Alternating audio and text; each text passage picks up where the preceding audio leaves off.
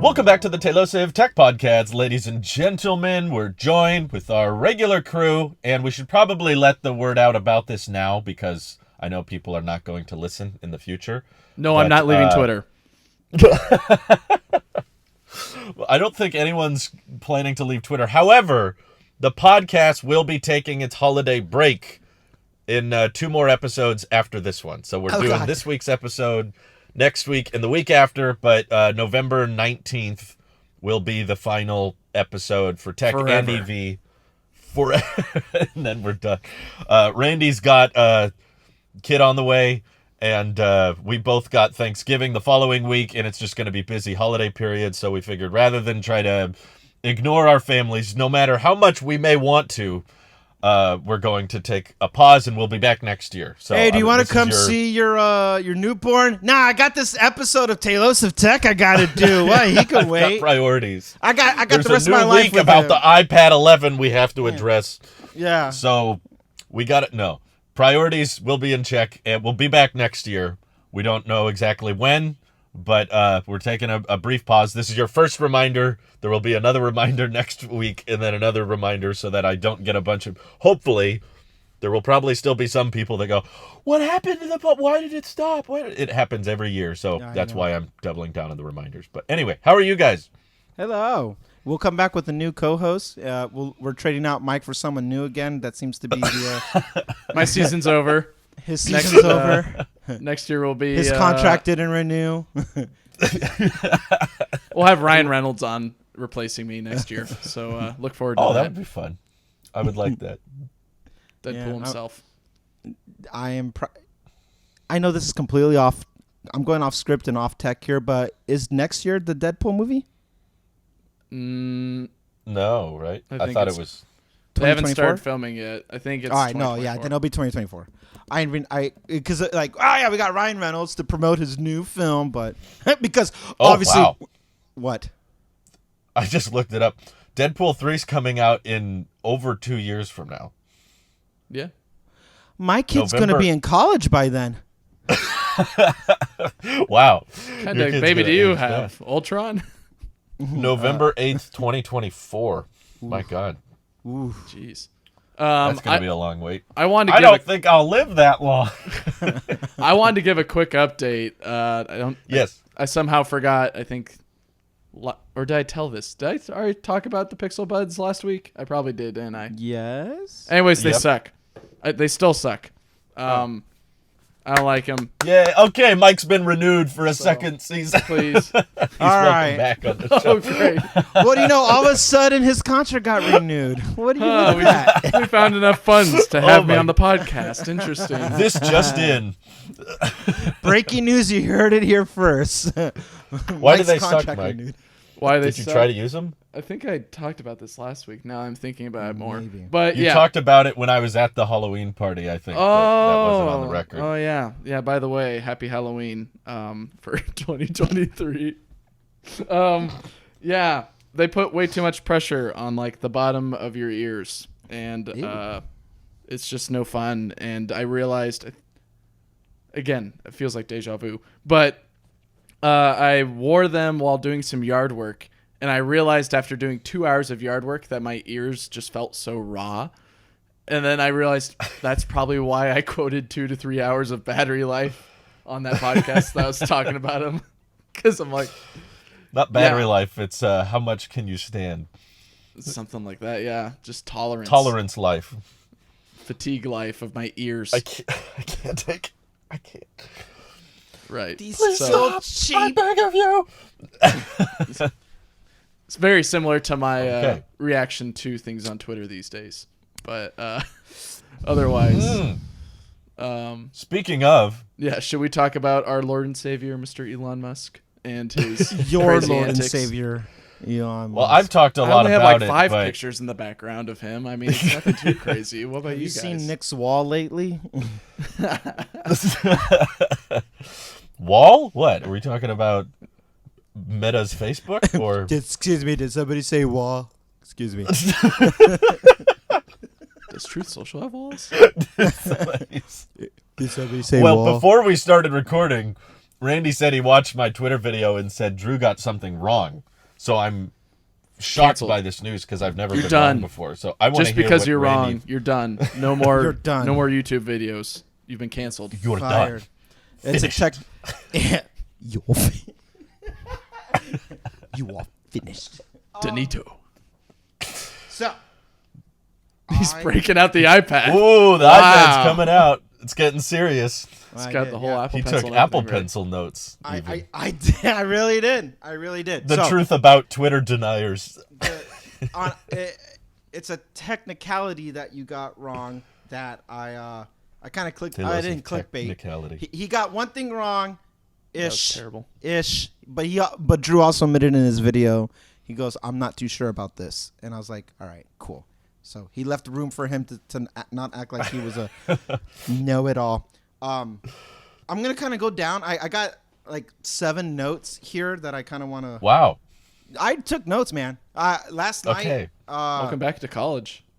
7 notes. Well, wow. because this is something I on Twitter. I'm kind of trolling. I'm talking schmack, and I'm also like, I'm having fun with everyone's reaction because you would have thought that like it was the great Armageddon again, and I'm like, Kinda. okay, it's everybody. This is how news is slow when people want to find a problem in an area that's like, oh my God, China's listening and surveillance this, and I'm like, guys, you're not going to stop using these products, and people are always going to spy on you and this, that. So, like, come on. Did you like my bit about how I didn't want China spying on us, but Yes. I Dude, prefer if just the U.S. was spying on us? I made a note about Sounds that. legitimate to me. Okay. My note on that. That okay, sounds I'll better. my note Welcome to was America, that. where we're brainwashed. I was like, if you think there's privacy anywhere, like there's no privacy. Don't put anything online that you don't want people to see. It's that simple. Don't talk to people if you don't want that to assume everything is leaked always, and then that's your. My that's tasteful your, nudes counter's leaked. Okay, Let's hope that never leaks. so let's go through this whole Twitter. Too late. I leaked it myself. What? Nothing. Move on. Move on. You had notes. Let's hear I them. have notes. Good job on the video though. You very rarely go like 20-minute plus on a video, and so I knew I had to 20 take minutes? notes when you took your time. Going in. I know your filming style, but I also know you enough to know that you didn't make a video immediately when it happened. You were formulating some stuff, so I appreciate. I almost did, but I was seeing tweets in real time as I was contemplating it about the changes being made, and I was like, they should probably let it sit for a while. Yeah. So I appreciate the substance of the Twitter video that Thank you did. you. So with that, I wanted to give it the same respect, and that's why I took notes. So now First here's one. Randy's 20-minute video. I hope not. This one, kinda tough. I think we could just go back and forth on my Okay. notes here. But the 19 first minutes one, and 59 seconds then. there's no real back and forth here. It's just a correction. You were talking about paid check marks in Spotify, and that's what you got wrong, and I want to correct. Okay. You only every musician or anybody who has an artist page anywhere on any streaming service, Amazon, Apple, Twitter. I mean Twitter. Go Twitter now too, huh? Tidal. Spotify, Tidal, even anybody who has an artist profile on that stuff, it's all paid for. You pay to have a slot for you. So that's without even being verified. You will have to pay. And if you don't pay, it's because you have a label that's paying for you. But every artist actually has to pay, and that's how that works. The check mark comes from actually a strategy that you introduced, Drew, which is why I know it would work. And it's later on in my notes here. The check mark on Spotify comes from the fact that I linked my Spotify to another account and that account links to Spotify, and thus that's the authenticator saying you are the same person. And I had to go through my email to acknowledge it, and now my Spotify account is linked. Ultimately, at the hub of it all would be my distribution service that I use, which I use multiple, but it's all collectively under one ID effectively that I have, and that ID is what's linked to everything. So I got the check mark from authenticating my auto-generated profile that YouTube has. Even my artist channel on YouTube has auto-generated stuff that I can't touch, control, or edit, and that's where YouTube Music comes from. If it would let me authenticate in that way as well, which it kind of does with the artist note symbol I get, so that's kind of their version of verification. If all that was to be consistent, then I would have a check mark against all cross platforms. But Spotify behaves differently from Google. Google behaves differently from Apple. And so they all have their own different ways of authentication. But ultimately, by me linking the two, it validated that I'm the owner of that profile. And what that lets me do is I can add a bio on Spotify, which I've had. I can upload music. I can even do a playlist. I can do a recommendation. I have access to that account to manipulate the presentation of it without necessarily the content. That's through the paid part of it. The content is Randy, paid. What if someone made a parody account of yours on both platforms, linked them together, and then tweaked your music and uploaded it on both locations? It can't. They can't? So if I made Vandy Razquez on Spotify, Apple Music, YouTube and all that, linked those together, but then took your music and then just tweaked it enough to where the algorithm on both isn't flagging it as it's his music, just tweaked minorly, wouldn't I be able to kind of monopolize on that and or also change the name back to Randy Vasquez? No, because I'm already on there, and because I'm already authenticated, I have final say of something. For example, I don't get flagged for doing Time After Ashes music, and Time After Ashes was my band before doing the independent stuff. So stuff like Halo or Twilight does not get flagged when I post it on the Randy Vasquez account, even though it's technically under Time After Ashes, because it's already linked through. I'm the authenticator now. Derek Webb does not have a Spotify profile as an artist, even though he has an account. I cannot tag him on my song Wings, which he sings primarily on it. He's not on the title. He's not a featured artist because he doesn't have an artist profile, even though Spotify has a verified Derek Webb. So when I typed Derek Webb to the credits, it said, "Do you want to link this profile?" But it's not my Derek Webb. It's a different guy. And I said no. So that guy can't claim any ownership over Wings, for example, or anything over Time After Ashes, which is also Derek Webb. So in that sense, you are now the filter. And if you got in front let's take it a step further, Mike. If you got in front of it before I did and you made a parody profile of me, I still have the right to override yours because I can submit verification saying that this is my YouTube channel or this is my Apple Music. Here's my driver's license. Here's my proof of who I am. They asked for your driver's license? No, you can't. You can't do that. Okay. I didn't have to go that far because no one claimed my page yet, and it says that no one's claimed this profile yet. Are you saying this is yours? You can go that far enough to where you have a valid ID. It. Yeah. Okay. And so now going back to Twitter, it's not that far off from what Drew was saying when he says you link your YouTube to Twitter, Twitter to YouTube, and there is the closed loop right there. That's how it should work. It doesn't work that way, but I was suggesting it in the video. Like it's not that far off. I would prefer that. Yeah. So the check mark on Spotify is not paid. It's a result of linking something. So I effectively had that same effect on YouTube without being a check mark. I'm still verified through the artist tag that I have with the music note. That's their version. And that's how they differentiate between me over a verified whatever, which at that point, when we get into the minutia of, well, what's a I verified love verified person? whatever. Yeah, I mean, Yeah. overall, it's favorite like, do you pay to play like, oh, look, I'm a verified. It doesn't matter because POTUS handle has President of the United States underneath of it. So there's really no spoofing it. So that's what you got wrong. It's not as simple Okay, as like, hey, thank you. here I am. There was more in-depthness of it, but I don't You expect heard that? He anybody was to know wrong, that. everyone. I don't expect. Don't he believe admitted, anything he's he like, says anymore. I could be off. Second thing you're a bit off on that I disagree with. Okay. And this one we'll actually have now an open back and forth. Pay to access videos. You were thinking as a YouTuber, you're like a super follower is what you quoted to. Like if you pay as a super follower, maybe you get super limited videos. You're thinking as a YouTuber when you need to be thinking as an OnlyFans content, because Twitter already has a lot of porn on there, and that's just something that they can't really control.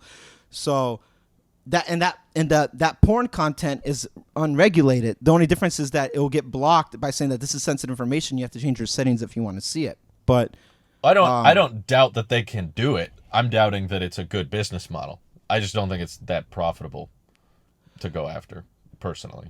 Porn? Actually, I wasn't saying not just that specifically, but I mean the whole concept of paying to access videos that you can't watch for free. Because I don't think most people are willing, based on the results of your poll, it seemed like at least 80% of people are not willing to pay for Twitter Blue, let alone, I think, from what I can tell, super followers are not that common of a thing. Yeah. I mean, it's not no one, but I just think that going down the route of it's free with ads or paid with no ads or limited ads is a much more scalable, like, here's what works with YouTube. You should go after that because that has statistically paid off, opposed to the pay to access, like pay-per-view type scenario. I just don't see a bunch of people going for that. Personally. I feel that that's where all the models and OnlyFans, the clicky baity more material would take advantage of that, and it might work to some degree. But if Twitter's vision of being an all-in-one means that it's a communication center, it's a payment center, it's a content provider, and now we get into more of the on that content side, short form. Say they're going to bring back Vine, which I think I have a note of. I do. Or longer form to compete with Google. Another content that it can compete with is the sex industry, because that is an industry that makes a buco bucks in general. That of all caliber, that does very well, and they already have it on their platform. It's not like Meta or Google in the sense that no, this stuff is restricted or it's just prohibited and banned. Twitter has been kind of just Wild West about it, and the moment they wanted to start regulating it in the first place, they realized how big of a hurdle that was going to be, and they're like, we're just going to avoid it for now. And the way they can avoid it completely is, oh, look, now you could just put it behind a paywall, and now it competes with OnlyFans, and I guess that would work. I just feel like the market for it, I mean, OnlyFans revenue compared to YouTube or Twitch or something is like pennies. It's like on the dollar. And to me, it's like it's such a niche thing. Those entertainers, those entertainers use OnlyFans as a catapult to put them on their Twitch streams or anything else where they can have like longer form. Hey, it's all funneling to something else, and vice versa. If you find somebody on YouTube or TikTok, it funnels them to OnlyFans, but there's already a linking connection there, and I think that's where Twitter could try to, let's do an all-in-one where you want to watch long-form content. They could. I just haven't seen much of that discussion go on based on the rumors and the articles I was reading. It was not explicitly saying that's what it would be used for. They were just saying the concept of pay to access. Yeah. Well, video, if they want to be like WeChat, then they are going to have to expand. And inevitably, it will go to those branches of people who are the entrepreneurs of Twitter, selling the information that people want to buy For instance, like Sawyer Merritt with his leaks on Tesla and a bunch of other stuff. There's a lot of people who want to get in on that information. If you have to be a super follower or pay to get in a sort of way or see certain tweets, there are going to be a lot of people who want to do that. And then inevitably you'll get people who are trying to circumvent that by taking that content, paying for that, taking that content. Right. Well, see, that's what I take issue with, is it's so easily like leaked. Yeah. It could be, yeah. Which I'm still not entirely. I mean, I'm kind of in this field. We have what I recently rebranded from the supporter membership tier to I now call it Talos of Tech Plus, just because I felt like that went along with all the other Apple Pluses. Yeah. So, like, we let these podcasts available to the members early, but could they reshare that link to others? Or could they repost that? They can, and there's not really much I can do about it. Yeah. Which is why, you know, if I look at how many people I have watching the channel versus someone willing to pay a little bit extra for either behind the scenes streams or voting on upcoming video, all that, it's like, it's nice and I appreciate them, but it's such a drastically different traffic volume that, in my view, like, a clear path to a monetizable form of either video or audio creation. It sounds like Elon wants to do both. I feel like that route is far larger, and if you want to get lots of advertiser spending or lots of content creators comfortable there, that's what you should do, is address like the widest demographic possible. So, one last note before we go into the elephant in the room. I put, based off of like Elon is responding to people on feedback and stuff like that, and my note is that right now Twitter or Elon is doing the whole throwing as much things at the wall as possible and seeing what sticks and what would work, because as you know, as been reported, as you've noted, as we're all seeing, he spent a lot of money on this, and he's like, how are we going to get our money back? And we're not going to waste any time. We're doing cuts. We are going to expand this. We're going to do pay to play. Then we're going to anything to just start, stop the hemorrhaging of it all, because he put a lot of money into that. So thus, the elephant in the room, Twitter Blue. Which, by the way, YouTube Red, Twitter Blue, missed opportunity. I kind of feel Spotify like Green. Spotify. I kind of like. I would like Twitter Blue and YouTube Red's, like, choose your faction and choose your side, red or blue. The age-old question. All right, so Twitter Blue, and let's talk about this $8 a month nonsense, which was it's not 20 anymore. It's not 20 anymore. Thank you, Stephen King. What Drew had noted in his video that I wrote, which might all be all-encompassing, which, because none of this has taken place yet. You become verified. Okay, we'll talk about that in a second. Longer videos, possibly, in a way to monetize those videos, but bare minimum, longer videos, which was already a thing for Twitter Blue. Prioritized replies, which I suspect means verifieds go above non-verifieds, which I thought that was already a thing, so I don't really understand. I think it is. Yeah, but now you pay money.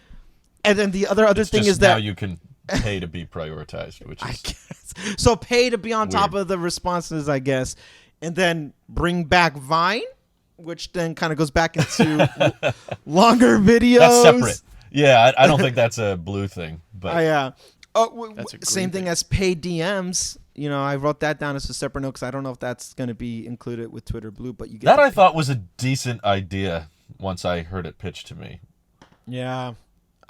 It was like, you don't want everybody to be flooding your DMs constantly, which is why a lot of people just have closed DMs. Yes. But if you want to filter out like people who are just spam or bots or fake from, does someone actually have something to say? Letting the Twitter user or celebrity or whoever say, like, in order to get in my DMs, you got to pay something to unlock it. And maybe that grants you a certain number of messages, so maybe you'd be more inclined to be concise and be like, hey, I have an opportunity, or I'd really like to pitch this to you.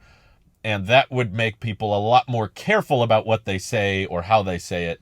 and Sure. it'd be another revenue stream for those bigger accounts. It's kind of like having a super chat available at all times. Are you And sure Twitter gets about a fee this? from that. You That's say, what hang on. You said it might allow people to really put some thought into a message and be more concise. And then there's me minding my own business doing a live stream and I get a super chat. Aren't you that guy who got fired? But it's better because you're not live, so you don't have to address it. You can And you also get technically money just from take it. the money and run. Yeah.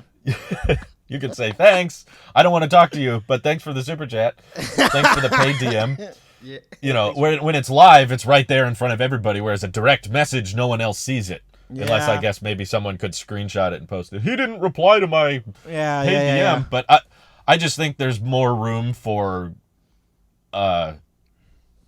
use cases in that field than I would originally would have expected. Yeah. A really weird comparison that I thought about was being able to like sneak a letter or a note into like a celebrity's house versus actually sending fan mail in a way where there is a barrier to entry with fan mail where you have to, well, one, know the location that you're sending it, and then two, a stamp. You need to pay for a stamp for that letter if like either you're mailing it or some other way. So the mail industry already figured this out before. Pay to send this piece of paper to someone, which that's how business works. So some way of And I still get spam in the mail. Very true. Same. So figuring out how to add a dollar amount or be able to have some financial gain from just sending a message. Yeah. I don't know how I feel about that. But for those who have a very big online presence or just presence in the world in general that people want to contact you, it does make sense to have some filter. I agree. But Yeah. I don't know. Can I just say really quickly, again off script, it might look like I have like a certain lighting condition. This green on my face is my trees because it's so bright outside. The trees are just reflect. I was like, I'm looking at me and I'm like, pure chlorophyll. that's take that, YouTubers, with your cool backlight. Take that, Drew, with your blue black light backing light. Mine's free. Okay. Black light. Let's That could be yours, Randy Green. Randy, I do that. That's your membership. Yeah. I will do that. You're right. I will. And actually, remember that thing I told you about with rebranding off thing? I have a green thing that's going with it, and I'll show you guys later. That's a whole nother. Anyway. You're what? But how do we feel? I don't know your guys' official statements, and I feel like that's probably the biggest debate, is how do you feel about paying to be verified? I was just about to talk about that. Okay, go ahead. The now we talked about videos and monetizations and content creating and all that and the other paying, slide in people's DMs. The real thing about this week is paid to be verified. I've made jokes and I'm trolling online because I'm laughing at it all on both sides because I see ridiculousness on both ends of it all. And I wanted to be more fair with the poll. I wanted to provide an honest alternative that, hey, I'm going to try it. Yes, I love it, or screw that, because that's the sentiment. How I feel, jokes aside, I don't care. Personally, I see. I'm not going to pay for it because, like, who am I? You know who I am, and part of this whole like. I talk about imposter syndrome and stuff like that. Like, who the hell am I that should matter about getting some type of validation? I don't seek validation that way, and I don't need it. But if we treat verification as like authentication, I like the approach of like, here's my link tree, or if you find me on a certain platform, it all links to something out, and that's my verification, and it doesn't cost me anything. I shouldn't have to pay to prove who I am. I should be paying for a service. And if the service is longer videos, content creation, I guess prioritize replies. If there's a service that comes with me paying a monthly subscription for it, that's a different conversation. And if the byproduct is you also become verified, that is a result of something, not the objective. And the problem that I always see, and we've talked about this for a long time, and Drew and I have had a lot of conversations about this, the seeking of validation to say that I'm the real deal. How I posed it before is how many people would proclaim to be a social influencer or a YouTuber if you had to pay for it. The same way I have to pay to be an artist on Spotify or anywhere else. I have to spend money on that, and that's without being verified. My verification was linking it, as we talked about earlier.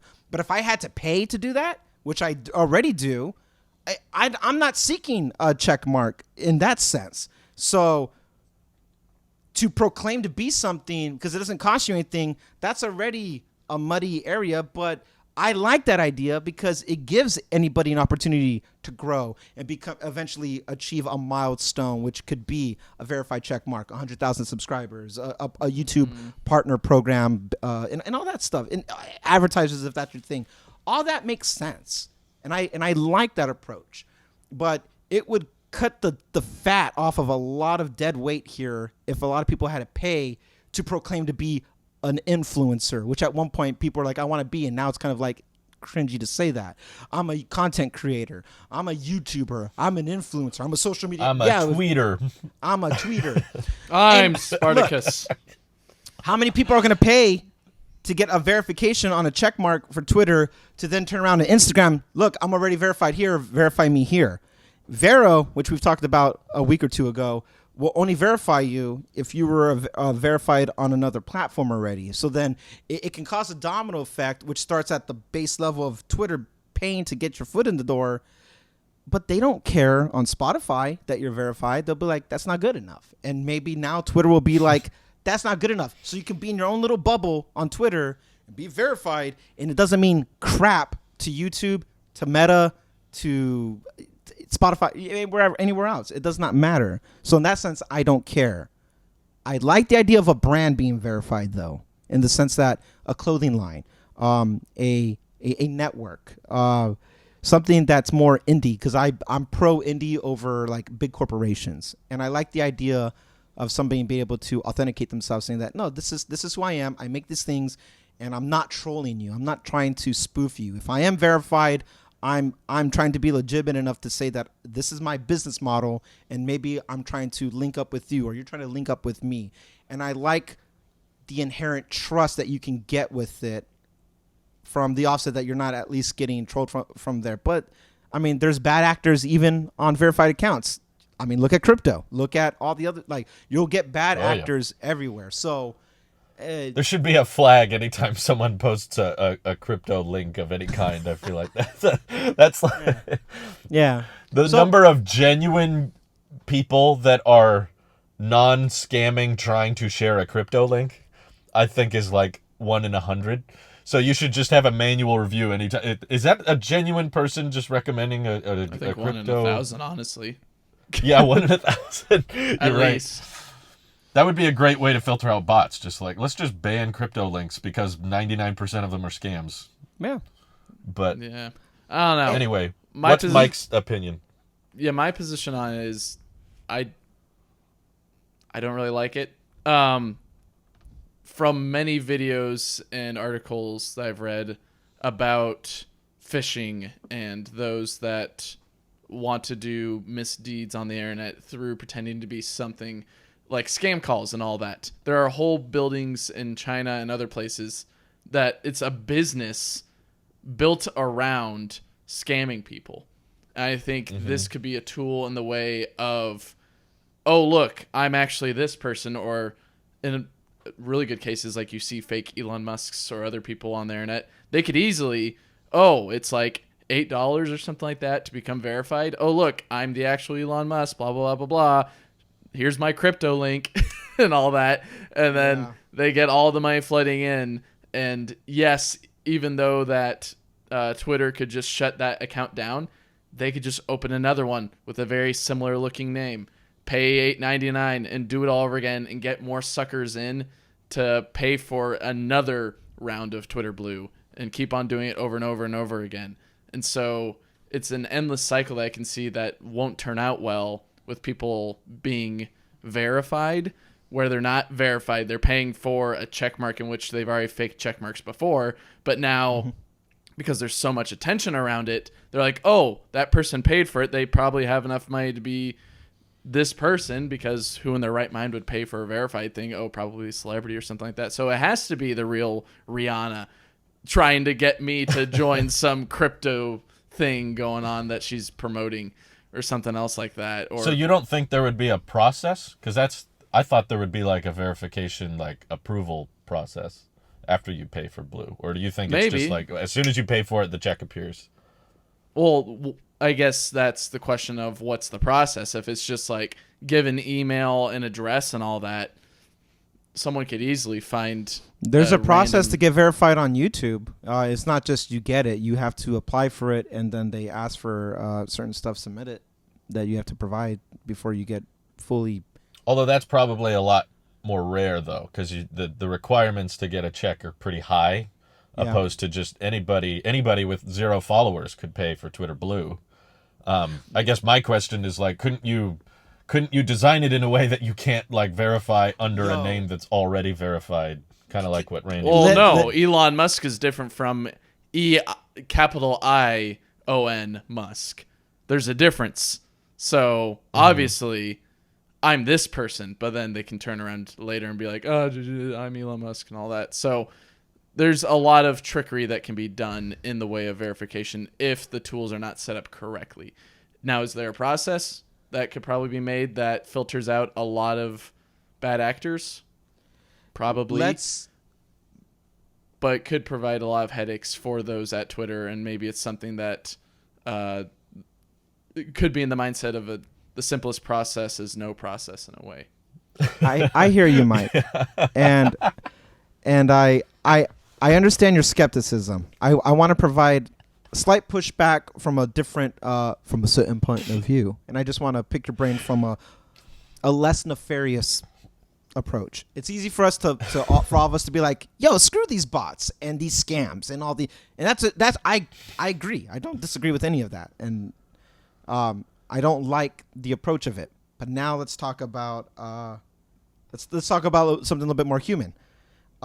There are people who are genuine, like they have an online presence and a pretty big one, and they're not verified. And then you got people who write like 3 articles and they meet a certain requirement and they become verified because I do this online article about tech and now therefore check. And no one knows who they are, nor do they care.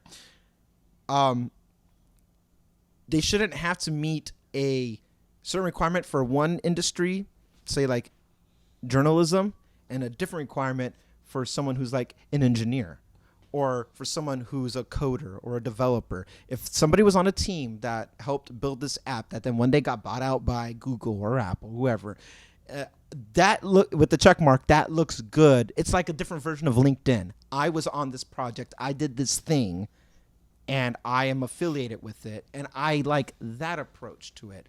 I don't know if this is the case now, but I remember in the past, at least, like Lex Fridman is not verified or wasn't verified, and that blows my mind that this guy who has an actual online presence now, who does not just podcasts, but he's an actual engineer. Yeah. And he can't be verified. He is verified now. Good. Yes. But back then he wasn't. And that's absurd to me. And he had millions of followers. But then, now here's one that I want to push the boundaries here. Does this mean O.J. Simpson is not I was just verified, about to say record. it. O.J. Simpson can now get verified. I was just about to say it. He couldn't get away with that. Yeah, I was just about to say that. I swear to God. Hey, OJ. Twitter world. Hey, Twitter world. I'm just saying. That Carol Baskin, though, I think she did it. Oh, she did it. I just think I think we talked about this with Nick many months ago. Like we were tired of verification being a status thing. Yeah. Like we were sick of verification being used as a oh, he's verified. Like, oh, how do you get verified? Like it was this higher class thing. And the Twitter Blue situation does not fix that. I mean, for one, I guess it lowers the bar to entry because the concept is you don't have to know someone at Twitter anymore. You can just pay the $8 a month, but it's still a flex of like, I have, I spent the money. I am at a higher tier. I get better Twitter. Whereas what Nick said that I still very much agreeing with is verification should be a boring way to just know you're talking to the person that they claim they are. So I feel like similar to YouTube, I'll lose my verified check if I change my display name. Yeah. So like, I think the way it should work is if you're just using your name, it's okay if your little @ username is something weird, but as long as your display name is what your either government issued ID is, or in the case of a brand account, you can link it to the YouTube channel and see the YouTube channel is linking to that same Twitter. That's proof enough that it should be like, okay, they're done. Like, this should not be like to me, it shouldn't be a selling point. Like, oh, if you pay it a little bit extra, you get it. It should just be a way to, that person is who they say they are. That's their name. You're talking to, and we know for sure that's that person's name. We've confirmed it. If it's some, E.L.O, and like, to me, it's like, okay, you can't verify that because you don't have a government issued ID, or you don't have a separate account that is like an official brand account that can link to I'm okay with there being like a bar to entry, like maybe a certain number of followers, or a manual review could be done. YouTube got big into that after the whole demonetization wave.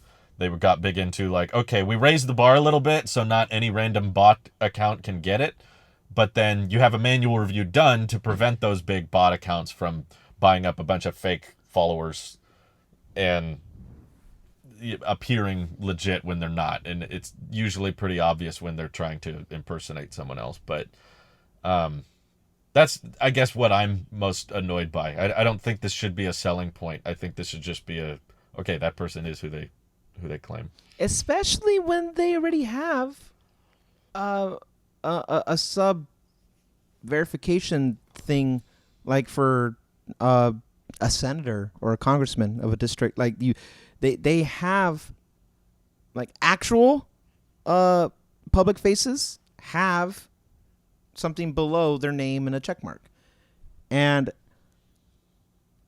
I alluded to it not that, just a couple moments ago, but I only want the check mark to be, I guess to expand what Nick is saying, I want it to be in the same essence what like LinkedIn does, where it verify, like say Talos of Tech handle is verified because it went through the process and it's been verified on YouTube already, and you have now the brand, this entity, it's standalone, even from a business sense, like it's its own person, it pays taxes, and Talos of Tech is, or Tailosive is different from Drew, and that same entity now can verify or at least authenticate that Gamer Ike and Randy Vasquez handle is also affiliated with this through the podcast, and therefore that's what. And I'm not check mark as in like I'm that guy, but it's one more way to. What I'm looking for is a network that all ties together that says, hey, who's this guy who's doing the Tailosive reels? Who's this guy who's making a lot of loud noises and all he does is scream all the time and he talks? Oh, okay. And they click on that person and then it ties them to there, and it all kind of validates each other because we authenticate each other. We are the authenticators. That's my cybersecurity brain with Security Plus and all that going, where you need multiple sources of verification in a human element. And I would say, yes, this person is, when you get screened for a background check, it's multiple people who are also interviewed in that process, and you can have somebody who's already been vetted to say, yes, this person is so and so, that is the same Tailosive. Because remember, Drew, a long time ago there was a fake Tailosive out there and you could not get rid of it because it just, Twitter was like, it is what it is, and you were like, the only way I can say it's not mine is your workaround was, look at who I follow. Who I follow is authenticating what I'm affiliated with, not that other thing. Why can't let's make that more prominent, almost in the sense that I can authenticate this person or this account or this brand, and these are the things that I'm actually linked with, and that's how you know And once that links, the link becomes stronger when there are more authenticators connecting to one another, saying that this is the network that I'm affiliated with. That's my dream version of verification. Even if we call it something else Yeah, I later. like that. Sure. It's very Well, LinkedIn. Yeah. I mean, I don't plan on subscribing to get verified because I just don't run into that many alt accounts in the first place. And I'm kind of against the process of paying for verification in general. Yeah. So Dude doesn't I pay don't for plan on iCloud it. Plus. You think he's gonna pay? Yeah, I'm not paying for that. Obviously. What I mentioned in the videos, the only thing that would get me to justify paying for it is if that was how you enter a partner program. Like YouTube has free hosting, which I'm very grateful for, and I don't think most people realize how great of a feature that is. It's incredibly rare with any video hosting site that you can upload as much as you want at the highest possible quality for free, and they don't charge for it. Even if you don't bring in any revenue for them, you can upload 4K HDR, 60 frames a second, 8-hour long videos if you wanted to. And they're like, sure, we'll hold this forever. Big deal. I don't expect every company to be able to offer that because YouTube's owned by Google, so they can. But if Twitter was trying to get a YouTube alternative going, I think charging for the hosting would be justified. So that concept I'm not totally against, because I'm like, well, the hosting high-res content, even if they just locked it to 1080p and they said it's Twitter, most of this is going to be on a phone anyway, so it doesn't need to go above 1080p. But even then, that's a lot of content that people would just start dumping there, and That's a to lot help of servers that offset you the need. yes, and to help offset that hosting cost, charging $8 for people to say, if you want to upload a high resolution video that's over 2 minutes, you got to pay for Twitter Blue. And then they could start saying you need this many followers or this much watch time, just like YouTube has, in order to get monetized. That I'd be more interested in, and I'd be like, okay, if I could turn this into a revenue stream, I could justify that $8 a month or whatever. But that's pretty much the only situation I could see myself doing it. Other than that, I don't think I could. I think from what I'm hearing from Mike, he's not subbing to it either. No, guessing. never going to, really. There's no reason for me Okay. to. I don't really have a big online. This is the biggest online presence I have. And Okay. I'm happy with how it is right now. Me too. Otherwise, no, there's no reason to. I don't need to be verified on Twitter for any reason. LinkedIn, like you said, Randy, is my only like online credentials for here's what I've done. And even that plus my resume, that's a hard copy or digital copy and all that, also verifies what I've done along with my degrees that I hold and everything else. So those are my links or my chains that kind of, or the threads that kind of come together and make this cable strong, being who I am and verifying what I am. So I don't really need anything else like a blue check mark on Twitter just to say, oh, yes, I'm the real Mike. No, it doesn't really matter. My thing is that, like, with LinkedIn, like, it got it right in the enterprise element of people's lives when they work for, when they, you know, Which is important for that industry. It's very important. Very that important you get for that right. industry. Yeah. And I like it. It modernizes it, and it's like, okay, that works too. But I don't want to discredit the liberal arts element of humanity and people who now make this a living or a job, like Drew. That there should be the same type of authentication that says that I am this person. And right now it's very indie in the sense that's like, well, how would you do it? So and so. Marquez Brownlee and Drew. Hey, I'm gonna ping this guy. He pings me back, and that's how we can connect and maybe do a podcast. Or in the past, when, like, you know, he did videos with him and stuff like that years ago. It was incumbent on you to be like, hey, this is that, and then he checks out, and there's a rawness to that where it's like, all right, it's at two people's discretions, and then it's like, if it works, it works. Let's make that happen. But then when it comes to blurring the line of the arts side of it and the enterprise side of it, it's harder to cross that bridge when you don't really know, well, this person has a smaller following and they're not verified, and that shouldn't matter. There are YouTube niches out there that have dedicated followings that are just naturally smaller views, but they're very much still verified. They're at least meet YouTube's requirement to be verified, and they like ASMR. I'm outside building this wood shed, and all you see is an 8-hour stream of this guy build, and people watch, like that's a thing, or cooking channel. Yeah. Or what, like there's niches for everything, and that's the beauty of being in the I art guess sector. it could become problematic if you start having like two, and this will be a growing problem as there's more and more content creators and more influencers, is that you could have two people of the same name. Yeah. First and last. Yeah. And then it's like, who do we verify in that case? Is it whoever was first? Yeah, okay, never mind. That was easy. Oh, all right. Problem solved.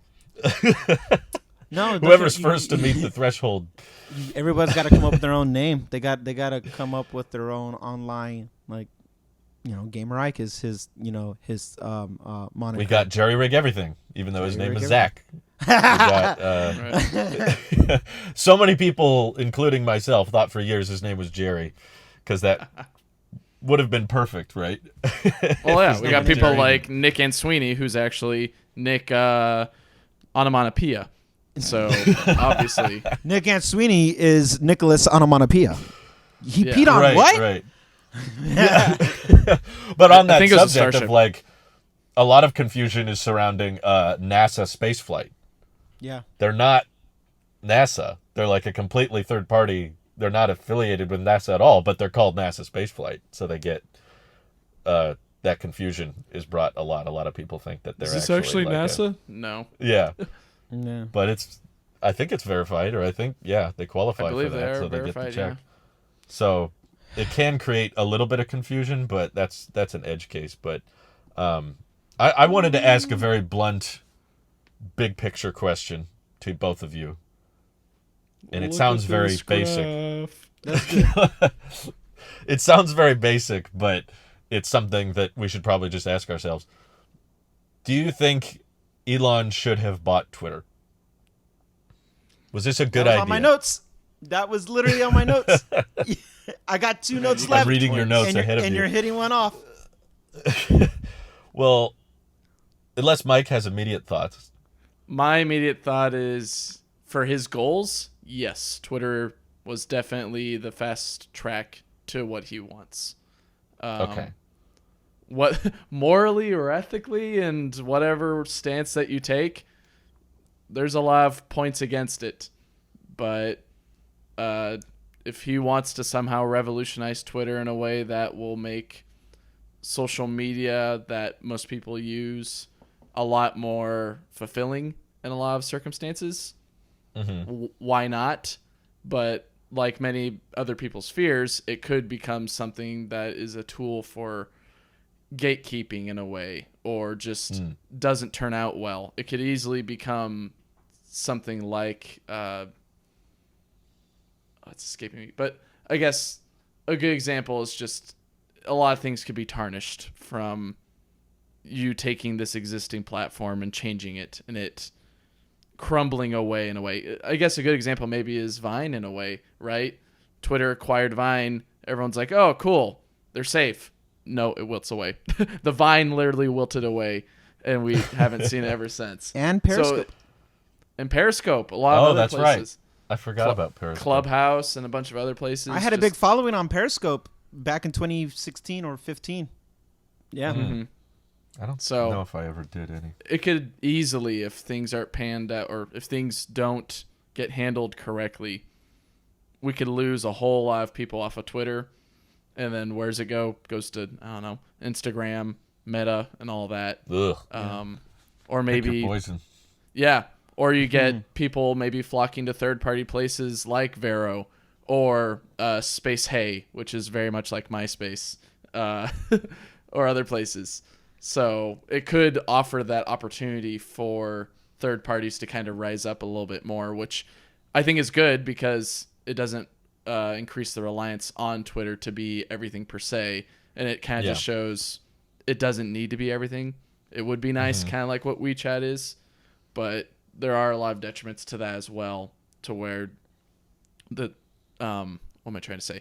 Basically, it could all come crumbling down. It's like building up an empire, and it's built on toothpicks. It could easily all just snap. So you got to make sure that it's a house of cards. So you have to make sure that the base is strong. So that's my answer, I guess, is it could go either way. I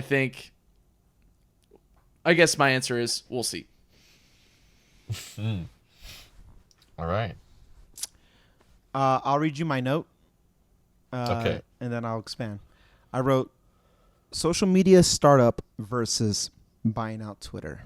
That was my note on that. Because that was kind of Elon's dilemma, right? That was his back and forth. And I think my take on it might be a little bit more nuanced, but you asked a very blunt, straightforward question, so I'll give a straightforward answer. I don't think he should have bought it. I don't think a single person should own Twitter. I even go a step further now, given how long these social media platforms have been in existence and relevant and influential. I don't think anybody should own any. I don't think Zuckerberg should own Meta, or definitely Instagram or Facebook. I don't think he should own anything, actually. I don't think he should own anything. Yeah. I think he should take his money and go build his Meta whatever on his little Hawaii island and go have fun. Go do that. Cover himself head to toe in sunscreen. Just play Nintendo Wii for a long time, Zuckerberg, on your island.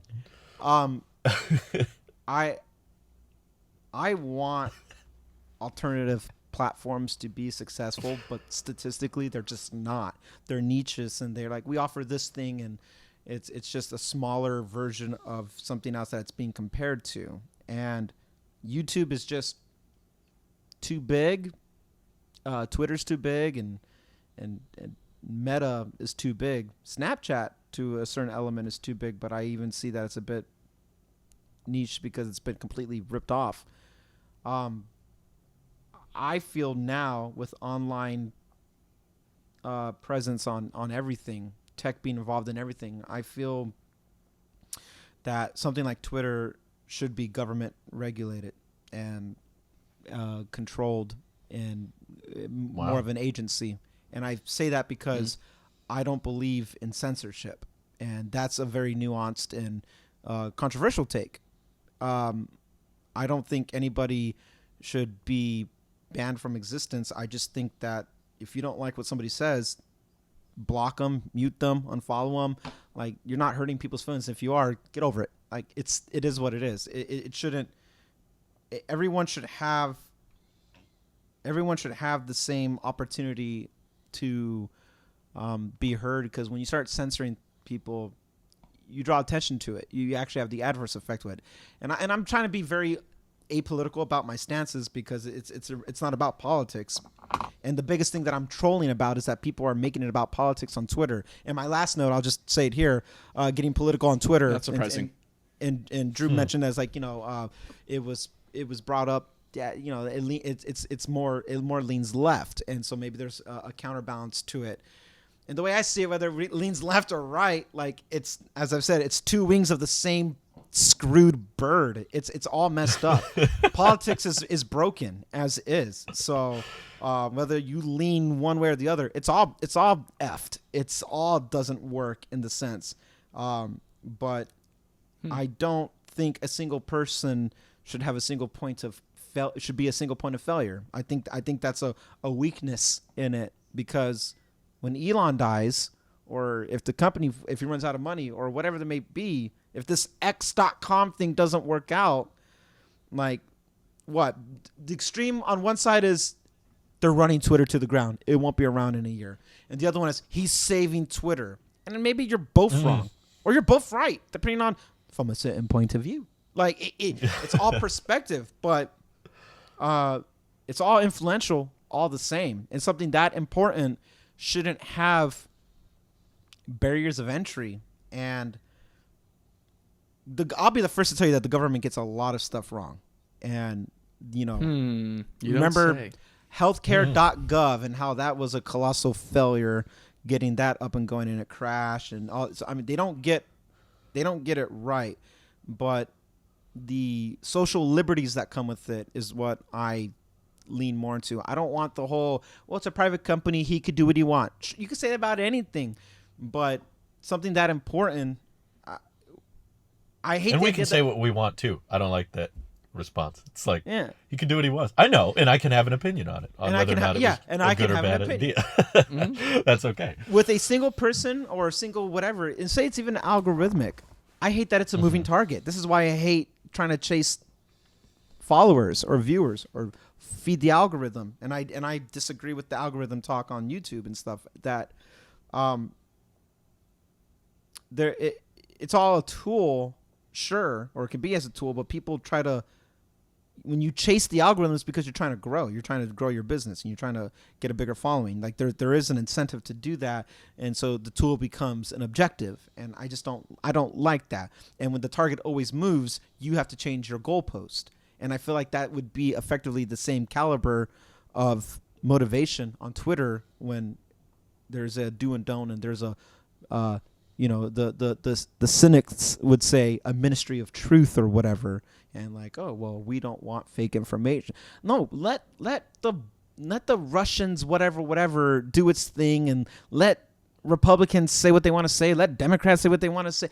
I mute all that. I love Twitter because I have all that muted. I don't give a flying F about any of that stuff. And my experience is great. I don't follow if you're having a bad experience on Twitter, it's because that's what you have shown Twitter you will engage with, like anything else. My Instagram has no, supplemental ads with women in bikinis or men's with the shirt off trying to sell you. I get none of that. I get music. You don't like that? Piano. I don't care. I train the algorithm. I use it as a tool. It's like I train it to say what I'm interested in, photography or music, and that's what I see. I'm not looking at all these controversial stances on something political or something that would make me insecure about my body. I don't care. But I also acknowledge that I'm an older demographic. I'm more secure about my life. But these younger people aren't, and they're very highly influenced. They kind of feel like what they see on Twitter is all of Twitter. You're seeing everything. Yeah. So they're like, get him off because I don't want to see that anymore. When it's like, block it then. Yeah, you don't have to, like, that was the crazy thing about a lot of people wanting certain accounts banned, is like you're not required to follow them, like right. No. There's many people in the tech space that I just have blocked because I just don't want to hear what they're saying, because I'm not really a fan of like, oh, here's a leak. The iPad 11. Yeah, it's you. I blocked you. The iPad 11 has a periscope lens that pops out of the top and all that. And then you're like, I don't care. I don't care whether it does or doesn't. I'm just going to wait for the very fun event with all the cool visuals from Apple. You can have social media be as impactful or as news-based or as culture-based as you're willing to let it be, and it's already in your control with topics that you would want to follow or people that you're interested in. And you don't need a change of leadership to make that happen. You need a change of leadership when it comes to let's improve the platform. And that's where I think Elon could potentially benefit from, is how do you make the platform better? If there was a way to monetize this Twitter Blue thing and become a content creator on it as an alternative, it's one less thing you have to worry about with TikTok. And, TikTok is now allegedly on the table of being banned again in the U.S. And so, like, if you can have an alternative in that sense of just content creation, that's a different conversation. But when it comes to just online presence, I'm just fundamentally opposed of silencing anybody. Because I just don't care. I have my own way of silencing them. I don't need a higher entity with it. So when I say government regulated, I mean freedom of speech. And I'm talking about the U.S. regulation of it. I know freedom of speech isn't technically a thing anywhere else, but our First Amendment says that it's there. And I would like that on something that is as vital as being online. Everybody is online now. So in that sense, Elon probably shouldn't have bought it. But that's because I don't think a single person or company should own it. But that's my more nuanced take on it. You want more of a Council of Elrond than a single Sauron. That's right. Yeah. And then ideally, in a perfect scenario, we hold our elected officials accountable. And because everything I said, I know we could poke a hole in it too. Was like, yeah, but then they're the ones who control it, and they push their agenda, and they make it political again. And I'm not trying to make it. I'm just saying that the sense of I agree that what Elon said spot on is that it should be like a town center and a center square. Everyone can come and share their ideas. I wholeheartedly agree with that stance. And maybe that's about the limit of what I agree with, but I feel like everyone should have an opportunity instead of trying to make a Twitter alternative, because statistically, no alternative is gonna make it. Even if it survives, it's niche. It's BitChute ain't gonna be anything bigger than what it is. Twitter is here. Google is here. These companies are effectively already monopolized certain sectors of the online presence. So hold those companies to a certain standard, and maybe the bigger issue on that is just how that stuff is regulated. But it's not a clean solution. It's not something. I don't know how to fix the bot problem. I don't know how to fix misinformation. I don't know how to fix the spreading of when someone gets shot and murdered, and all of a sudden that's online everywhere, and just kind of disrespecting the situation. So like, I don't know how to fix all that, and I don't have the answers for it. But the dark web is always going to exist, and people who want to be the first to leak something, even if the account gets taken down, it's already out there. And as I said on the offset, you don't want it online, never post it, but it's going to be online anyway. So there's already good and bad things everywhere with the moment it's posted. So instead of trying to run from it, I just try to embrace it in a way that is just, maybe we better educate the next generation about how to apply certain filters or how to regulate what you as the individual want to see, going forward. Because I don't have a problem with social media because I've filtered it, but that took years of discipline. Mm-hmm. That's fair. Well said. Yeah. Yeah, I think time will tell whether or not this was a worthy investment. I think it's too early to decide, for me at least. Like, I think Elon has tackled many various complicated industries and seen a lot of success and sometimes not so much. And it's just like, this could be another Tesla situation where he kind of takes the company to new highs and accomplishes big goals, and we're like, wow, that everything changed when he took over, and like, or thank God he did, or the company wouldn't be here or wouldn't be the same way again if it weren't for him. Or it could be another Hyperloop where it's like, that sounded like a cool idea, Yeah, and that was interesting in theory, but then execution. Where is it now? Yeah, what happened to that? Where did that go? Oh, it's not really a thing. It's like, it's hard to tell because he's not really gone into this field before. From what I can tell, he's never been in and it's fascinating to watch for me because he's definitely had a lot of experience in rocketry and ramping EVs, but social media is a very tricky one. Social media is like, even billion-dollar, trillion-dollar companies can't figure out how to make a successful social media site. Like, Apple's tried multiple times and failed. Google tried to make their own with Google Plus, and that just backfired completely and went nowhere. And basically, all of the biggest social medias were startups that typically get bought out. Yeah. And they're not from big entities. They're not from billionaires. They're from like little companies that just kind of get in the right place at the right time. And it feels kind of random, honestly, like which ones really take off, because there's so many similar ones at the same time. And it's just like, oh, I guess just luck of the draw. A bunch of people flocked to that one and they kept coming and they didn't leave. So I do think that to achieve Elon's goal, buying Twitter was a much better idea than starting up his own social media site from scratch. I don't think that would have worked at all. Or going to Truth. No, that's a death wish. But I just think, I just think that anytime someone's tried to be like, we're gonna make our own from the ground up, it's always tanked. It's not like, that's what we're seeing with the metaverse. That's what we saw with No one else remembers it, but I remember a time when Facebook came up with an app called Slingshot, which was what they made right after Snapchat rejected their offer to be bought out. And Slingshot was like a direct clone of Snapchat, and no one used it.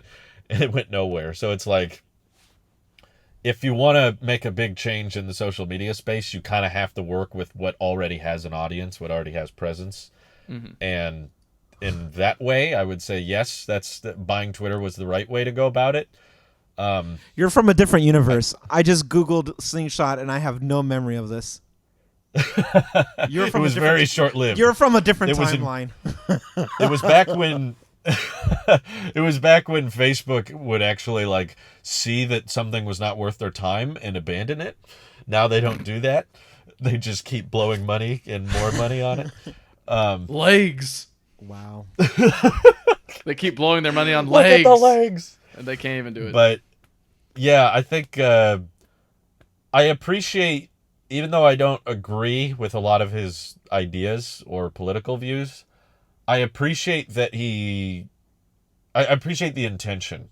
Yeah. Because from what I could see, Elon was like, this is a very public place where more and more people are sharing their thoughts, and there's a very small number of people deciding what is and isn't okay to say on the platform.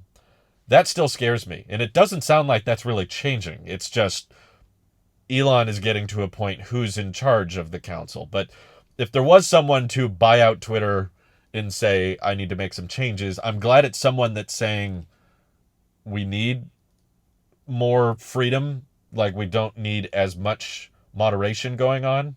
There needs to be less censorship. It would be more concerning if someone was like, we need to ban people, so I'm going to buy out Twitter because they're allowing too much. That would scare me more. It would be like, okay, now you're in favor of more control. You're in favor of less flexibility with speech. So you're buying it out and going to implement more changes so you can't say whatever you want. But yeah.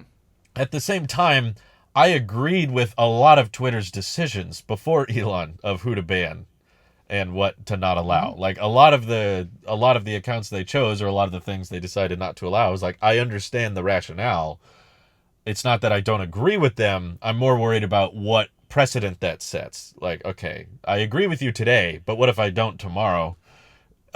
It's gonna be too late at that point. So my only pushback on that is, you're gonna get rid of Alex Jones or Trump, but you're gonna let the Taliban have an online presence.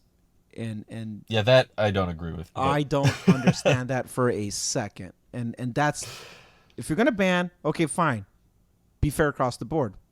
I agree with you about the whole, if anybody's gonna do it, let Trump, or not Trump, but let It's now Elon. been halved. Elon is so radical that you need that. You need someone who's that eccentric to push the pendulum forward. And I wouldn't be surprised if Elon sells the company in a couple years and then takes it to its next chapter. Again, I don't think Twitter is going to die. I think it's one of them legacy social medias. I don't see it going the way of MySpace, for example, where it's like it's technically there, but it means nothing. Rip MySpace. I do agree with what you mentioned earlier, that Elon right now is throwing everything at the wall to see what sticks. Yeah. Like, that's what's kind of fascinating for me to watch, is like an engineer is trying to tackle social media. Yeah. And I feel like, especially if you look at the way he runs SpaceX, they are constantly iterating, changing plans, redesigning, scrapping things.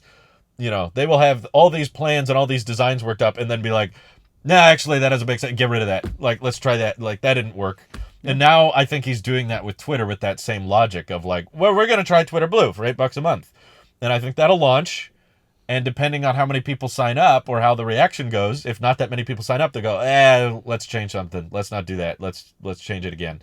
Yeah. And if that doesn't work, let's, like Tesla prices, you know, like the vehicles are constantly random versions and updates that it's anything but scheduled. It's all like, no, it's not like Apple where they're like, here's the iPhone 14 Plus.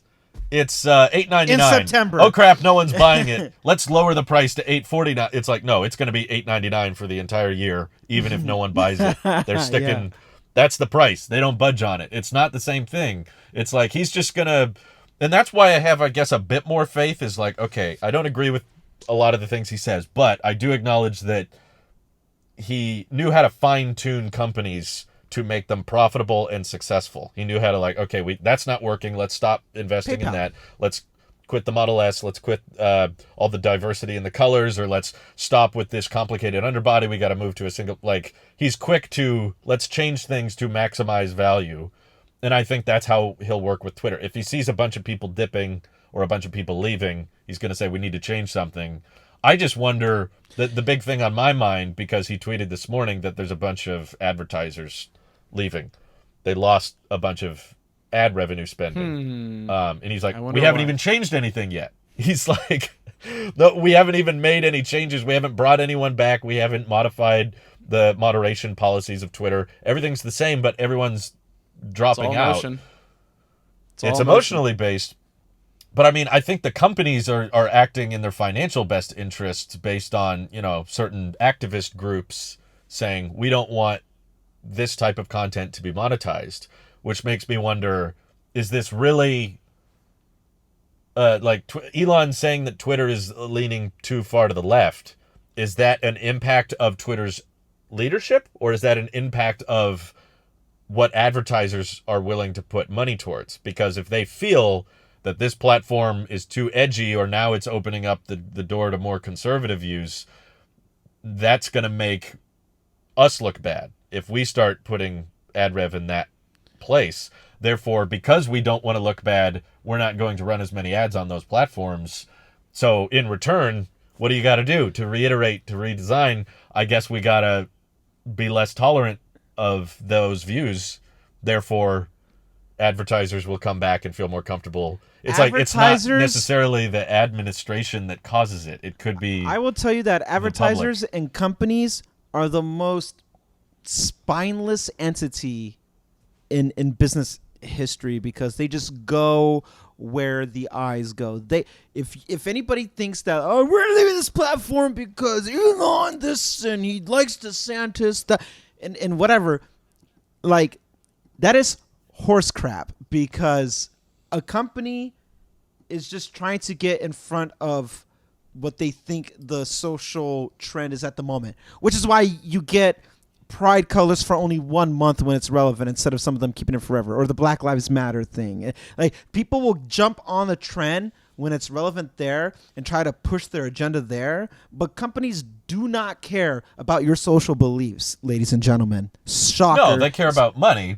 They which care they about should, because they're care a about company. money. But I mean, that's how business if works. the money, if the money is what dictates what you do and don't allow, then this isn't a problem of Elon being in charge or the former Twitter leadership. It's just dictated by what the public is willing to put up with, or what we give a voice or power to. In which case, Elon being there might have very little effect if they have to go back to being more careful with what they allow. And it just turns back into what it was. It was like, what was the point? Every if you can't company get successful ad revenue when you allow freedom of speech, I what believe was this all for? I actually believe every company, just like in 2017, every company will have its own adpocalypse. It'll just do it. It's like almost like a type of correction in the market. Likewise, because then companies will leave, but then want to come back at a cheaper rate, because McDonald's pulled their advertisements on YouTube like that was supposed to be some grand gesture, some grand stand of something, or Pepsi. Like these guys, they don't care. Genuinely, they don't care. It was a business strategy to negotiate rates and price and stuff like that. Every company that is a social platform that has eyes will have an adpocalypse, because at the end of the day, if people stay on Twitter, it's an emotional, volatile thing right now, because change of leadership when nothing's changed yet. Long-term presence is what's going to dictate it.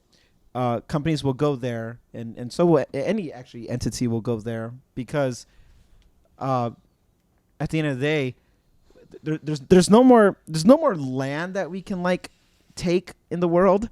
So that's what now you they're think. gonna. So now they're Have going you seen the Middle East? Nobody's going. Yeah. No, Anyways. there's nothing left to colonize except now us. They're gonna go online and throw any ads at it because now we are all the product. Even if you pay $8 a month, you're still gonna be a product. We're still gonna get ads. Half as many ads. Many ads, whatever that means. Oh, by the way, guys, hack. If you download the Twitter app on Mac OS, no ads. I don't know why. I got no ads. But really? Yeah. So how have I never noticed that? Yeah, suck that, Twitter. Hey, I'm gonna. I guess that's because I usually use Twitter on. I don't notice that many ads. You have to use the Twitter app, not the .com. And I got of course, yeah. No app, no ads. So take that, and that was for free. Right. See, I didn't even notice it was ad free, so that's how little. I just changed. Now they know, but you know what? Power to the people. Don't tell Elon. He doesn't use a Mac. He doesn't know this. If you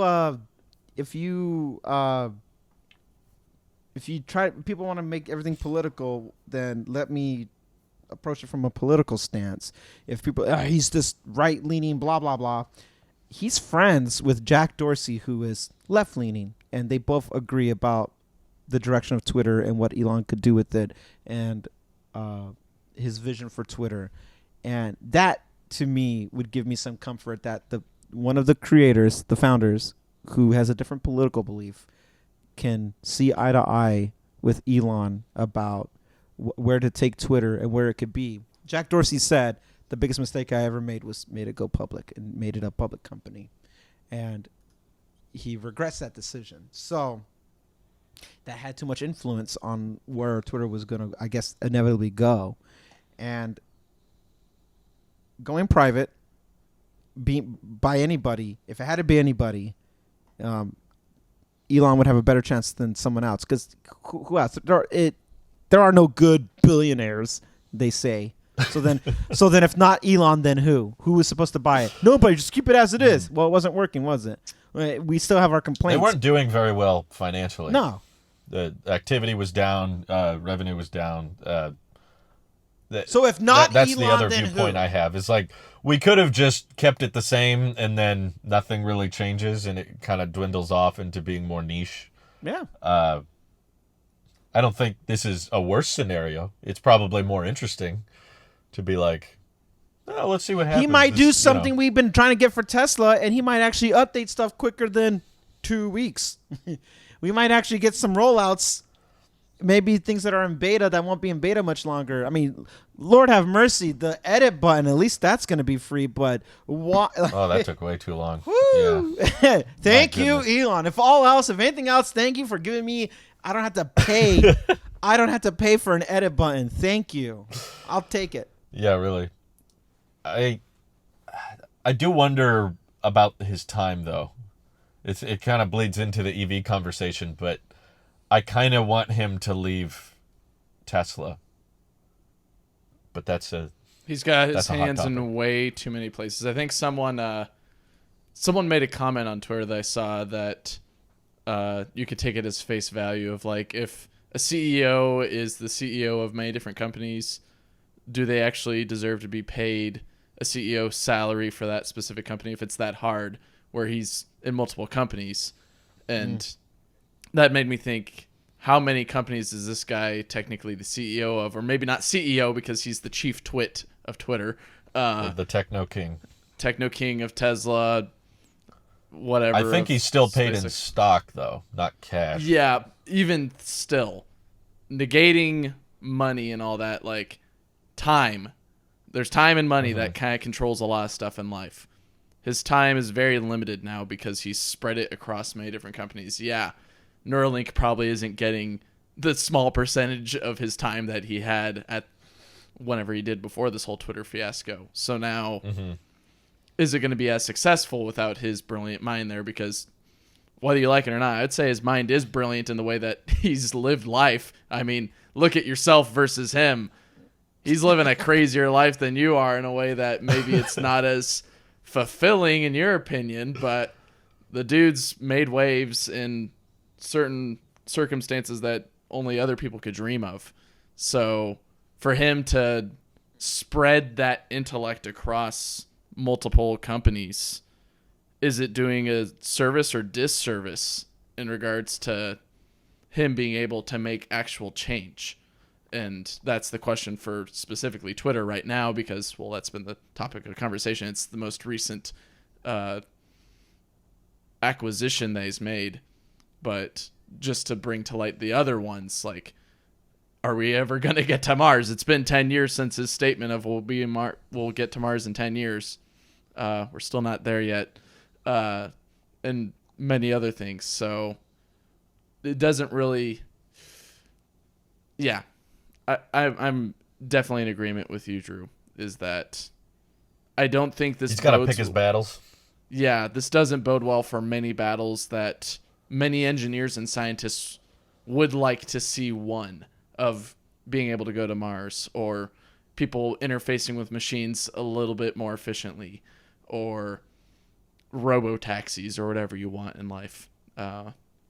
It might take a while to get there. But if that means, kind of to your point, Randy, we maybe set up groups of people that are kind of like the Council of Elrond, or the Jedi Council as well, being able to delegate things and talk about but things. We don't grant you the rank of CEO. There you go. Being able to be a Tesla fellow. Yeah, but think the same way that Elon does in regards to efficiency of a company. That might be a little bit better. So to have a guy who I would say is the king of efficiency in regards to rocketry and electric cars, I think he could easily set up a system that is efficient, not just in the company's standpoint, but a group of higher-ups that can delegate what's going on. So I think maybe that's something that he should maybe lean into a little bit more, is don't try to do everything because you're only one person, but try to set up those that, again, it's kind of dangerous to say think a lot like you, because that's the problem that we had with Twitter. There's too many people thinking the same, but think altruistically in a way that benefits the company and those that use that service. So that's at least what I'm hoping that comes out in this next chapter of Elon's life of influencing the world. He will play a role in moving it forward, and I don't think he should remain at any company for too long. And I think his role in Twitter is just to kind of put it back on maybe a right direction. Like, it needs to find it, like, it's, or at least emphasize its purpose or its existence.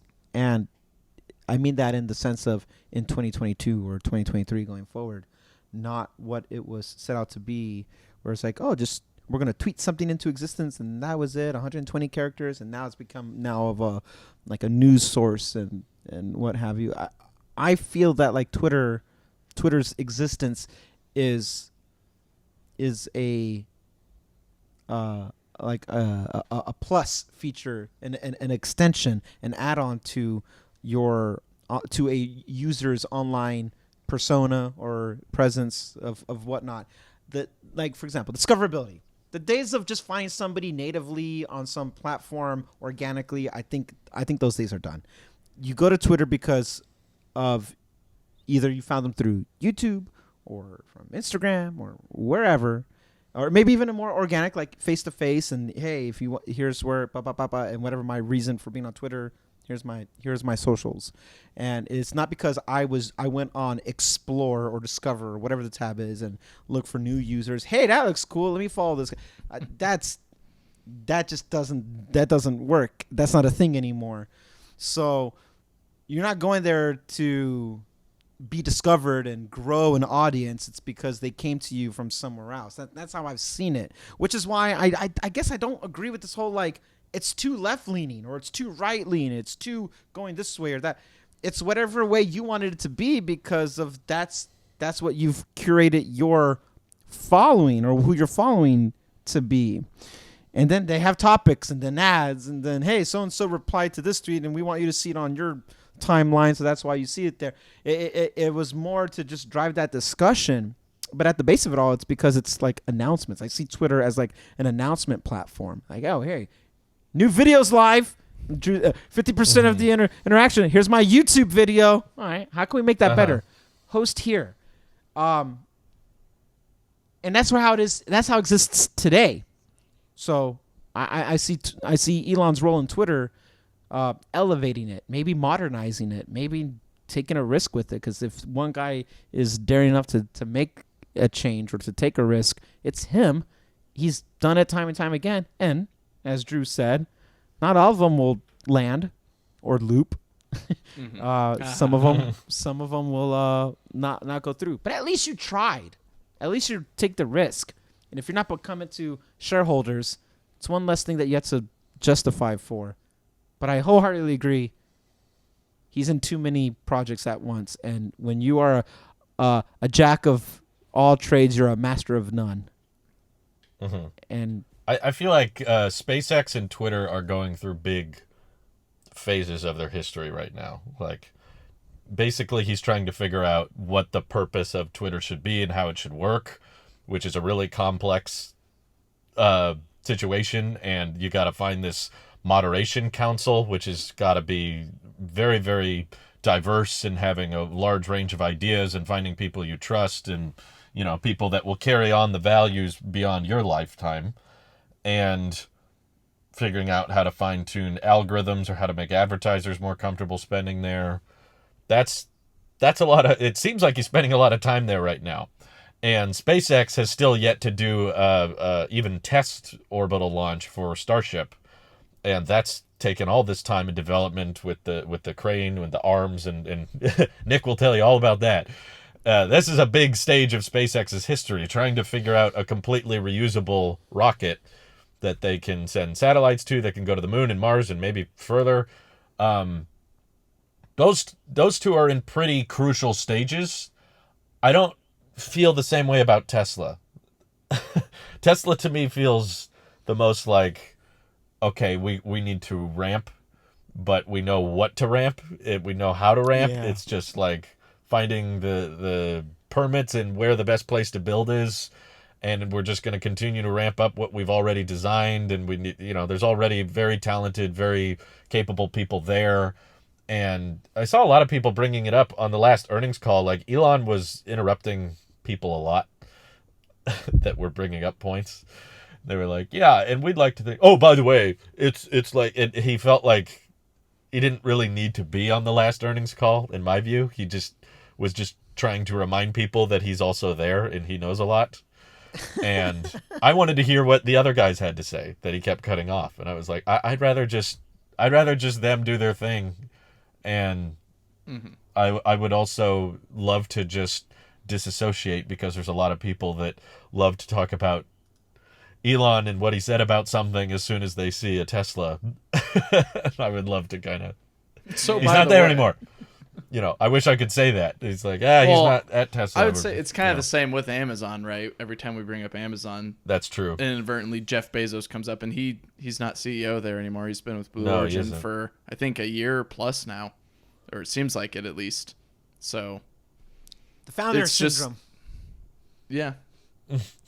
Something like that. Founder syndrome. Yeah. There's only so much real time and attention you can give, and I just have enough faith in the rest of the Tesla team that I don't think he needs to be there anymore. But that's just me. I agree. But yeah, final thoughts, gents? His Elon's strengths is almost motivating. It's motivating his people, giving them guidance for the vision and put him in that path. And then once they take off, move on to the next thing. Maybe it is time for him to step down from Tesla, but SpaceX hasn't done what it needed to do just yet. So time's there. Twitter could be a distraction. Who knows? Time will tell. Boring company. Cool idea when you see the graph of underground road systems and all that, and then what it really becomes is like, okay, this is going to be a long time, and this is going to outlive Elon. So now that he's provided the vision of it, just move on. Kind of boring. It's kind of boring. Neuralink, that's very. How can we play God? But it's also how can we help? How can we help people who might have who can't do certain functions with the brain? That a lot of that stuff is he's not the one over there coding. He's not the one who's digging.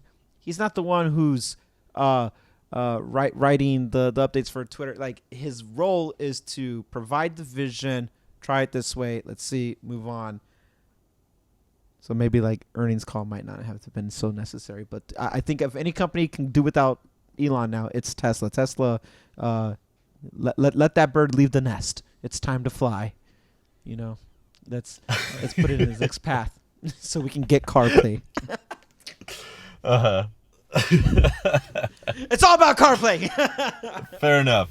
We're bleeding into EV already, so we better wrap it up. But thank you, all right, for tuning in. We'll catch you next week, and have an excellent rest of your day. Bye-bye. Happy Halloween.